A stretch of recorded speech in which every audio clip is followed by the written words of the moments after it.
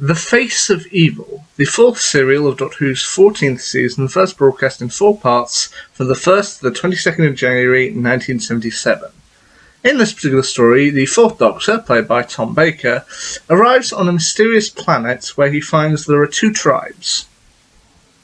The Sever Team and the Tesh, and they're seemingly enemies. He discovers that one member of the Sever Team, named Leela, played by Louise Jameson, has recently been chucked out of the tribe for daring to disagree with the tribe's leaders. The tribe includes people like Neva, played by David Garfield, Andor, played by Victor Lucas, Thomas, played by Brendan Price, and Caleb, played by Leslie Schofield. And the 2 tribes both worship a god named Zoanon. And the Sever Team believe that the Tesh are holding Zoanon hostage, so they're essentially planning a rescue mission or to free him. Leela again disagrees with this, believing that it would only lead to a mass slaughter, and that's why she's been thrown out. However, as the Doctor and Leela begin to explore the place, the Doctor discovers he may actually have been here before. He finds out that actually he was here quite a few generations ago, helping out a Starfall 7 colony ship, specifically the Mordi expedition, and helped to repair Zoanon. Zoanon was actually an AI, a computer, and it was running a eugenics experiment. However, he forgot to remove his personality print from the data core after he was done. So Zoanon is now effectively dealing with a split personality. Like, it developed its own personality as part of its AI programming, but now also has the Doctor's memories in there as well, his personality. So it's kind of dealing with the split personality and thus causing all kinds of problems. And as the Doctor discovers, the 2 tribes, the Sever Team and the Tesh, are actually descendants of the original Starfall 7 colony ship.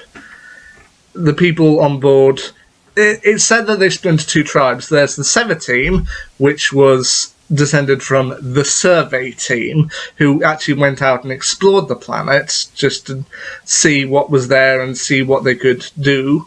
And the Tesh, aka the Techs, they stayed behind on the ship to help monitor the machinery and make sure everything was going okay. And generations later, these 2 have developed into a war, and they have to figure out a way to kind of stop it through. Now, having watched a lot of these serials in the wrong order, I will say that while I vehemently disliked Leela's last episode, or her final episode, which was the Invasion of Time, her first serial, I actually think is pretty good. Like, they do a great job introducing her. Now, apparently, after Elizabeth Sladen, aka Sarah Jane Smith, left, the production team at first had no real rush to replace her as a companion. They thought, okay, well, maybe let the Doctor be on his own for a while, which is what they did with the previous story, The Deadly Assassin. However, I guess that Leela responded well with test audiences, or she just proved to be popular, so they eventually wrote her in as a full companion. So, you know what? Yeah. And I think she does well here.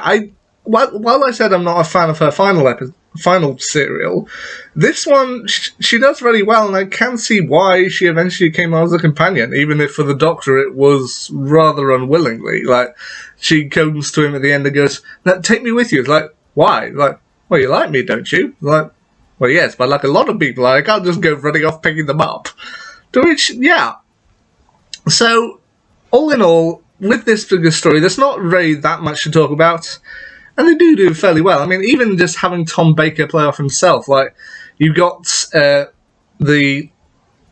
you got from the experiments on the Starfall ship, kind of creatures that have escaped into the air, and then you've got kind of a giant neon face of Tom Baker, one of the faces of Zoanon. That works well. I mean, he's not exactly the scariest thing, but he does well. So, overall, I don't know if I necessarily say The Face of Evil is the greatest story, but it's certainly a good one, and I think it was a very good introduction for Leela. And actually, that's the last serial I needed to see in order to complete my watch through season 14. Now, in terms of my actual ranking, I think I'd rank The Face of Evil about third in the list. Like, I think my official list went something like The Hand of Fear was at the top, as I thought that was good. The Talons of Weng-Chiang was second place.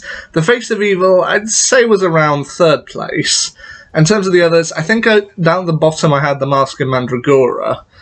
And I think it was The Mask of Mandragora down at the bottom, then The Deadly Assassin, and then above that, I believe I placed The Robots of Death, which I know a lot of people said was good. I thought was kind of just okay, but yeah. So I think my ranking overall for Season 14 would go The Mask of Mandragora, The Deadly Assassin, The Robots of Death, The Face of Evil, The Talons of Weng-Chiang, and The Hand of Fear. At least that's my ranking of Season 14. I might change it in a couple of years if I watch through Season 14 again. Maybe if I see it in order this time, I'll actually have a proper ranking for you in terms of how it flows. But there you go. There's my ranking of Season 14 and my quick little review of The Face of Evil. Will in my next classic story? Once again, at this point, I have no idea. We'll just have to wait and see. Anyway, until next time, see ya.